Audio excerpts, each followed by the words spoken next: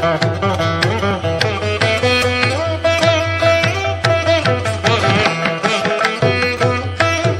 है नवरात्रि का तीसरा दिन, यानी माँ चंद्र घंटा को पूजने का दिन।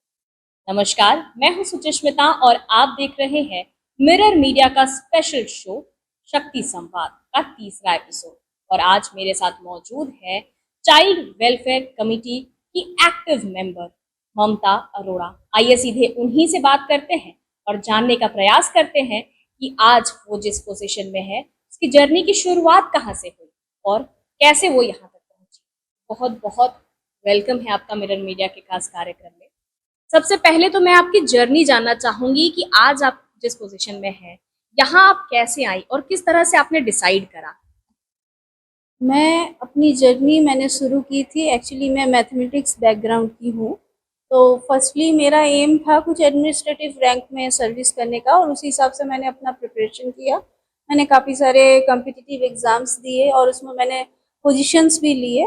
और इसी दौरान मेरी जब जर्नी चल रही थी तब मुझे मेरी शादी हुई। सिंपल सी बात है, हर लड़की एक एज में जाके उसकी शादी होती है, और मेरी शादी हुई। और अचानक से मेरी जब शादी हुई तो मैं वेस्ट बंगाल से बिलोंग करती थी, और मुझे शादी करके झारखंड आना हो गया मेरा। तो उस हिसाब से मैं झारखंड में आई, और धनबाद में ही आई स्पेशली।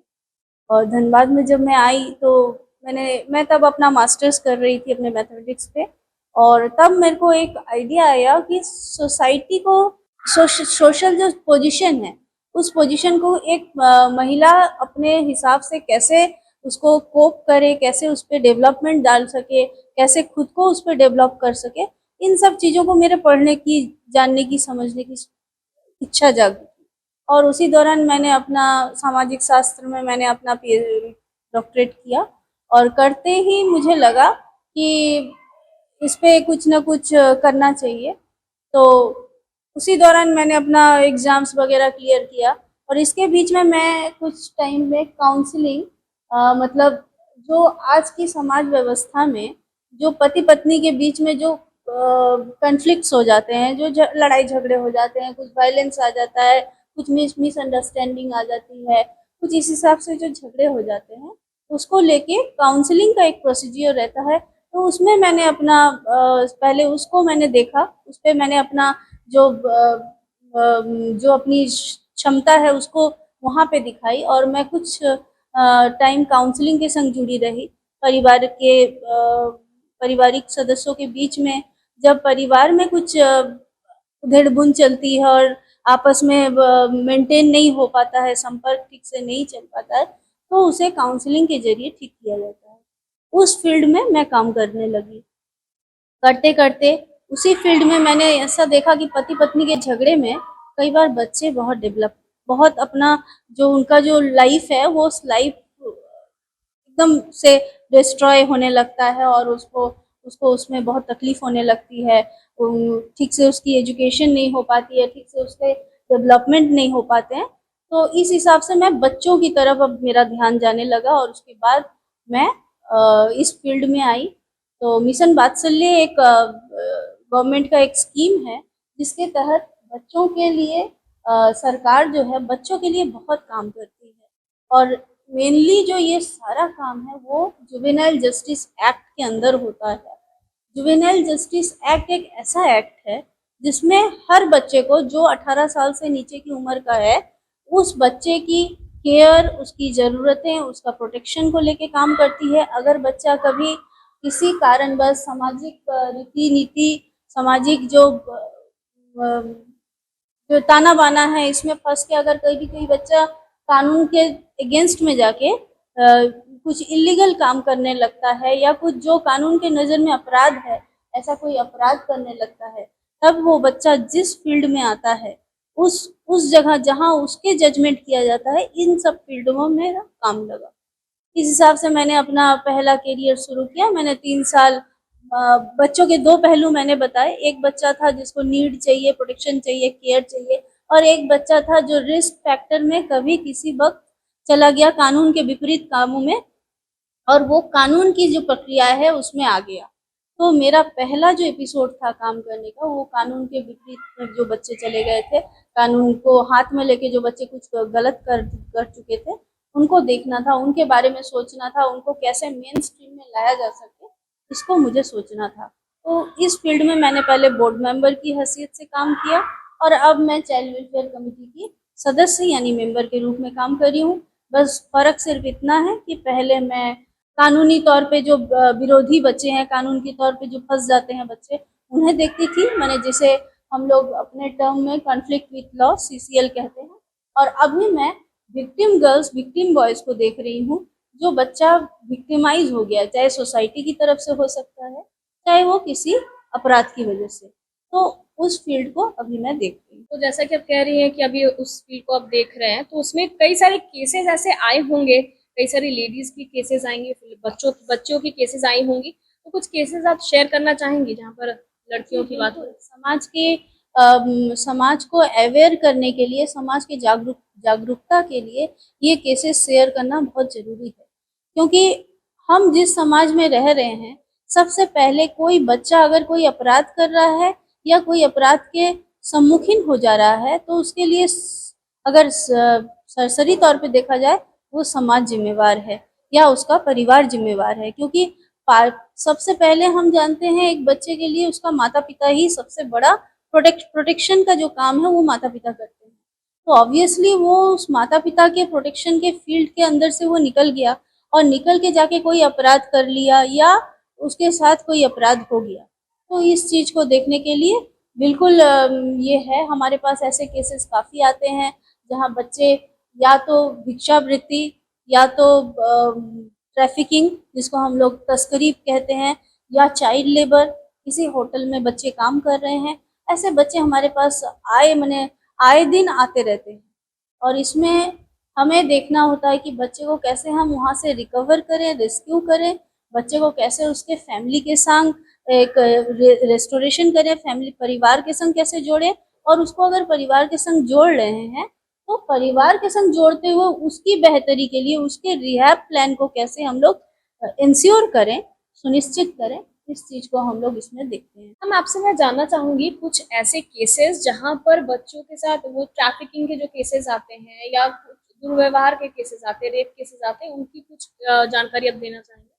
बहुत डेफिनेटली करके नहीं बोलना चाहूँगी, लेकिन हाँ 2-3 एग्जांपल ज़रूर दूँगी, क्योंकि हाल ही में हम लोग जैसे केसेस को डील किए थे, इसमें एक बार दिखाया गया था 7 से 8 बच्ची, जो शायद झारखंड के हिस्ट्री में पहली बार हुआ। 7 से 8 माइनर बच्चियों को ले जाया जा रहा था दूर दराज एरियाओं में, साउथ में विशेषतः बेंगलोर और साउथ के तमिलनाडु टाइप के जगह पे, जहाँ पे उनसे कुछ काम लिया जाने का ऐसा वादा किया गया था। बच्चियाँ स्किल डेवलपमेंट के नाम पे वहाँ जा रही थी कि अपना वो स्किल डेवलपमेंट करेंगी, और लेकिन बाद में पता चला कि वो ऐसा कुछ ये नहीं है, हो सकता है मे बी ये ट्रैफिकिंग में बदल सकता था। ऑलरेडी ट्रैफिकिंग था ही, क्योंकि उनके पास कोई डॉक्यूमेंटेशन नहीं थे प्रॉपर। अपने जो वो कह रही थी, जो लेके जा रहा था, जो ट्रैफिकर था, वो कह रहा था कि हम इनका स्किल डेवलपमेंट कराने लेके जा रहे हैं, लेकिन उनके पास ऐसा कोई डॉक्यूमेंट्स नहीं पाया गया और इंक्वायरी अभी भी चल रही है इस पे, और मे बी इस पे FIR भी बन सकता है। लेकिन बातें यही थी कि लड़कियों को ले जाया जा रहा था, और ऐसा बहुत सारा एग्जाम्पल आता है जब लड़कियों को यहाँ से ले जाया जाता है, वहाँ थोड़े दिन रखा जाता है उस जगह में, उसके एक विश्वास को होल्ड करने के लिए कि हाँ यहाँ काम मिलेगा, तुमको खाना पीना भी मिलेगा, सब मिलेगा। लेकिन फिर कुछ दिन बाद धीरे धीरे उसका परिवार से नाता बिल्कुल ही तोड़ा दिया जाता है, कोई भी कम्युनिकेशन नहीं होता, और धीरे धीरे फिर बच्चियाँ यहाँ से बाहर के देशों में चली जाती हैं। ऐसा एक केस था। और एक केस था, बहुत रिसेंट एक केस था, बहुत मर्मांतिक घटना थी, क्योंकि इसके लिए मैं सिर्फ समाज को और परिवार को ही जिम्मेवार समझती हूँ।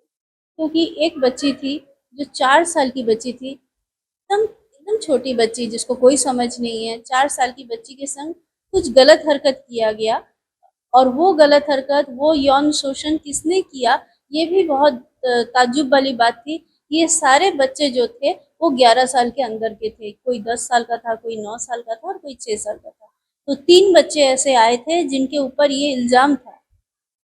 जब हमारे पास CWC के पास ये कंप्लेन आई, तो सबसे पहले CWC ने बच्चे से बात की, बच्चे के से जो परिवार वाले थे उनसे बात की और बात को समझना चाहा। और उसी दिन सीडब्ल्यूसी में अपने रूल और एक्ट के वाइज जेजे बोर्ड, क्योंकि बच्चों का जब कोई कानूनन अपराध में ऐसे आ जाते हैं तो उन्हें जेजे बोर्ड यानी जुवेनाइल जस्टिस बोर्ड में प्रस्तुत किया जाता है। तो जुवेनाइल जस्टिस बोर्ड को हमने सूचित कर दिया था और उसके साथ साथ बच्ची का हम लोग लेते हुए स्टेटमेंट वगैरह लेते हुए हमने उस एरिया के थाना को भी सूचित किया कि ऐसा मामला आया है, इस पे संज्ञान लेने के लिए। और पहले दिन से संज्ञान लिया गया, उसका नतीजा ये रहा, सीडब्ल्यूसी के संज्ञान लेने का ये नतीजा रहा कि दूसरे ही दिन कम से कम 3:30 बजे तक तीनों बच्चों को लेके पुलिस जो है पहले जुवेनाइल जस्टिस बोर्ड गई, लेकिन किसी कारणवश जुवेनाइल जस्टिस बोर्ड में उनकी हियरिंग नहीं हो पाई।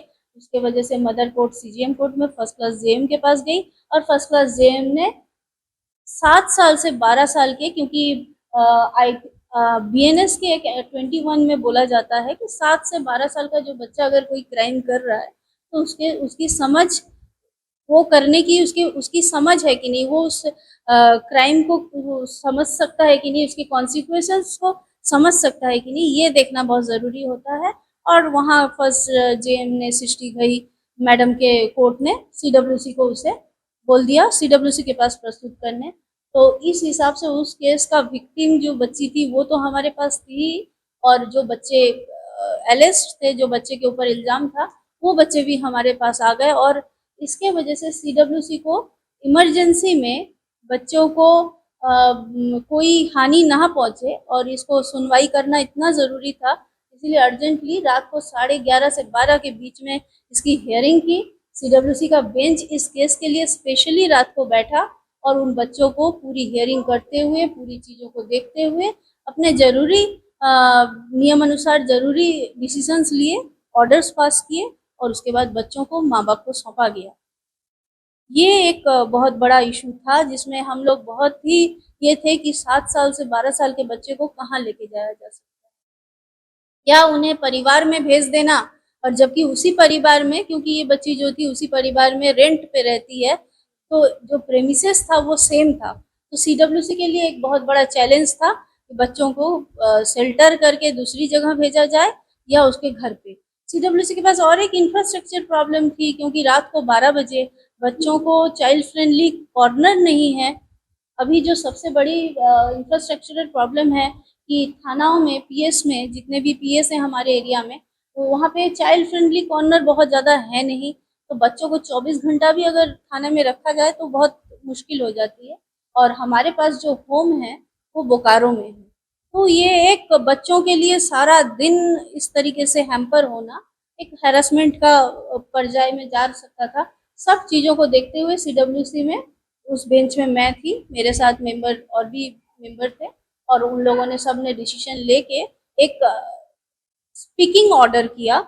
जिस ऑर्डर को मैंने, हम लोग उस ऑर्डर को स्पीकिंग ऑर्डर कहते हैं, जो ऑर्डर खुद बोले कि क्या लॉजिक था, क्या कारण था कि बच्चों को इस तरीके से किया गया। और स्पीकिंग ऑर्डर करते सुपरविजन में रखते हुए बच्चों को परिवार में भेजा गया और उनका अब रिहेबिलिटेशन और ये सब प्रोग्राम चल रहे हैं। अब मैं जानना चाहूंगी कि आप किस तरह से जॉब और घर दोनों ही मैनेज करती हैं। मुश्किल होता है लेकिन नामुमकिन नहीं है। जैसे कि हम जानते हैं, मैंने पहले ही बोला कि सबको यही समझना चाहिए कि एवरीथिंग इज़ पॉसिबल। और इसके लिए सबसे बड़ा जो मैं अपने अपने लाइफ में जिनको मैं सबसे मॉरल मानती हूँ, मेरी मदर ने मुझे यही सिखाया था बचपन से कि आपको जो चीज़ करना है, अगर आप कुछ पसंद करते हो तो उसे आपको हासिल करना है। उसके लिए आपको जितनी भी पीड़ा आए उसको सहना है और सह के करना है। तो साधना, मैंने पहले भी कहा था, वो सिद्धिदात्री माँ से ही आता है कि सब कुछ कीजिए, लेकिन साधना जो चीज़ है, अगर आप साध लेते हैं कोई चीज़ करने का तो आपको करना पड़ता है, बैलेंस बनाया जाता है। मैं ऑफिस भी देखती हूँ, मैं घर भी देखती हूँ, मैं स्पिरिचुअल लाइफ भी मेंटेन करती हूँ, ऐसा नहीं है। और अभी तो सबसे बड़ा चीज़ है कि हम लोग योगा डे भी ये कर रहे हैं। तो कोई भी इंसान अपने आप को साधना अगर कर ले, अगर खुद को स्ट्रॉन्ग बना ले इस तरीके से, वो सब कुछ बैलेंस वे में कर सकता है। लेकिन इसके लिए पेशेंस की ज़रूरत है। और ऑब्वियसली मैं बहुत ये बहुत मैंने बहुत एक पॉइंट को मेरे को बोलना ये लग रहा है, पेशेंस के साथ साथ सही दिशा भी बहुत ज़रूरी है, क्योंकि सही दिशा पे अगर आप आगे बढ़ते हो तो ज़रूर आपको मंजिल मिलेगी। लेकिन अगर दिशा ही गड़बड़ हो जाए, अगर इन्फ्लुएंस ही गड़बड़ हो जाए, तो इंसान थोड़ा भटक सकता है। लेकिन मेरा एक ही लास्ट लाइन है, मेरा एक पेज भी है इस नाम से, कि जब जागो तब सवेरा। तो साधना ही सबसे बड़ा चीज़ है। गोल को अपने पाने की जो इच्छा है, इच्छा शक्ति जो है, उसको जागरूक करके रखना है और बैलेंस वे में मेंटेन करना। और जब आप समझ जाओगे क्या न्याय है, क्या अन्याय है और क्या धर्म है, क्या हमारे कर्तव्य हैं, तब आप ये सब कुछ बैलेंस वे में कर सकते हैं। मैम, आप इतने वर्षों से कार्य कर रहे हैं, तो इस नवरात्रि में बच्चियों के लिए और उनके एम्पावरमेंट के लिए क्या कुछ मैसेज देना चाहेंगे? मैं अपने कार्यकाल में जितनी बच्चियों से मिली हूँ, बड़ों से, बड़ी महिलाओं से भी मिली हूँ, मेरा यही मैसेज है कि उन्हें अपने अंदर 9 दुर्गाओं की शक्ति को समन्वय करना है।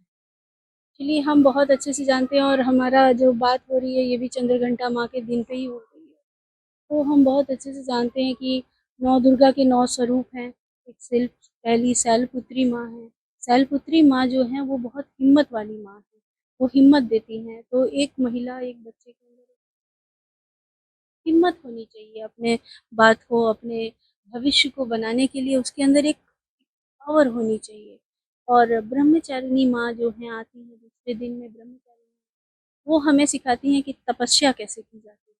किसी भी चीज़ के लिए वो जो तपस्या करना एक बच्चे में, आज के ज़माने में, आज के जो सोसाइटी जिस जिस जगह पे पहुँची है, सोसाइटी की, मैं उस हर बच्चियों को और उन हर महिलाओं को बोलना चाहूँगी, वो किसी भी चीज़ को, अपने किसी भी फ्यूचर संबंधित किसी भी चीज़ को अगर वो डिसाइड करती हैं, तो वो अपने अंदर तप वाला गुण लाएँ। उनको तपस्या पूरी करनी होगी इस चीज़ को, अपने गंतव्य तक पहुँचने के लिए उन्हें तपस्या की बहुत ज़रूरत होगी, जो माँ ब्रह्मचारिणी से उन्हें लेनी चाहिए।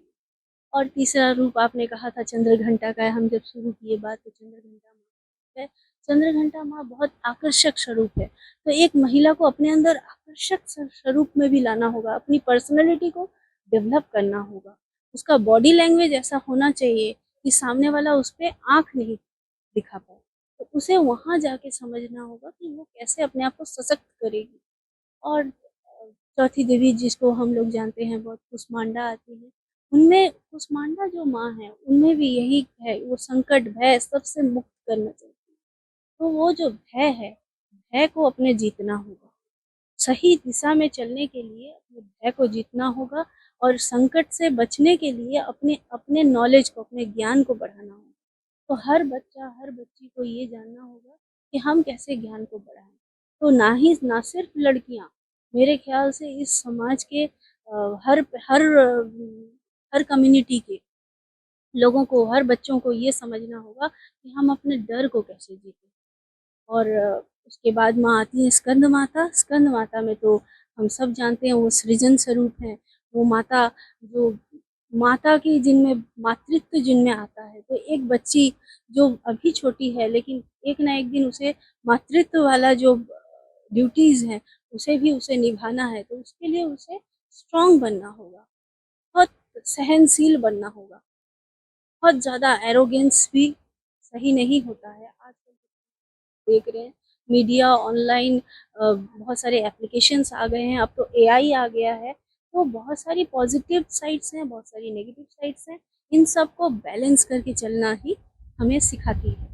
तो एक मातृत्व शक्ति जो है, एक सृजन शक्ति जो है, वो बैलेंस का भी एक बहुत बड़ा उदाहरण बनाती है। और स्कंद माता के बाद जो हमारी देवी आती हैं, वो हैं महागौरी।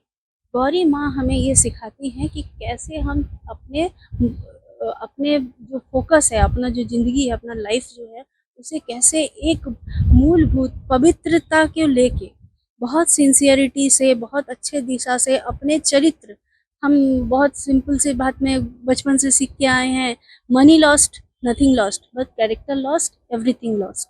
तो एक एक ये चरित्र निर्माण भी बहुत बड़ी चीज़ है जो आज के जनरेशन को, आज के बच्चों को सीखना है। अपने चरित्र को निर्माण करना जो माँ गौरी सिखाती है। और उसके बाद माँ कालरात्रि माँ ने यही सिखाया है कि अगर कोई अधर्म कर रहा है, अगर कोई धर्म के विरुद्ध आचरण कर रहा है, तो उसे अपने अंदर इतनी शक्ति लाना चाहिए कि वो उसे नाश कर सके, उसके अंदर वो हिम्मत, ऑब्वियसली कानून को हाथ में लेके नाश नहीं करना है, लेकिन टेक्निकली किस तरीके से काम करने से, किस तरीके से बोलने से, किस तरीके से क्या क्या क्या स्टेप्स लेने से ये चीज़ हो सकती है, इसको विजय करना। अगर कोई अपराध, अगर कोई अन्याय हो रहा है तो कैसे वो बच्ची, वो लड़की, वो महिला अपने अन्याय के विरुद्ध में आवाज़ उठा सकती है, ये कालरात्रि से हमें सीखना है। और फिर आती है माँ सिद्धिदात्री। सिद्धिदात्री तो भगवान शिव सिद्धिदात्री से सिद्धि लिए थे। तो एक हमें ये समझना चाहिए, नारी शक्ति जो है, बच्ची जो है, लड़कियां जो है, ये हम तो दुर्गा के 9 दिनों में इन्हीं छोटी बच्चियों को पूजते हैं। तो हम वो बच्चियां सृजन सकती हैं, वो बच्चियां संकट हरण सकती है, वो बच्चियां काल को भी नाश कर सकती है। उनके अंदर इतनी शक्ति है कि वो सब कुछ कर सकती है। तो यही हमें 9 देवियां दिखाती हैं कि एक महिला के अंदर 9 देवियों की 9 की शक्ति विद्यमान है। बस उस शक्तियों को जानना है, सही तरीके से पहचानना है और उस पे अमल करते हुए अपना जो लाइफ है उसको आगे बढ़ाना है। तो ये हो गया। अब और एक लास्ट एक बात मैं यहाँ ज़रूर जोड़ूँगी। संस्कृत में मैं नहीं बोलूँगी, उसकी मीनिंग को मैं समझाने की कोशिश करूँगी, जिसमें ये सुदूर सब जगह में ये फैले और ये जाना जाए कि जहाँ नारी की इज्जत होती है, जहाँ एक महिला का सम्मान होता है, जहाँ अगर घर में बच्ची है, जहाँ उस बच्ची को डिस्क्रिमिनेशन, उसके संग भेदभाव नहीं होता है, वहाँ भगवान, देवता, अल्लाह, गॉड जैसे वहीं विराजते हैं। यही मेरा सबसे बड़ा है कि सबसे बड़ा एक मैसेज है कि एक बच्ची, एक नारी का सम्मान जरूर जरूरी है। कि आपने देखा कि ममता जी ने बताया कि एक नारी के अंदर माँ दुर्गा का, जो हम लोग नवरात्रि में पूजते हैं, उनका हर एक स्वरूप उनके ही अंदर होता है और नारी को सशक्त होने की ज़रूरत है हर एक इम्पोर्टेंट एस्पेक्ट में।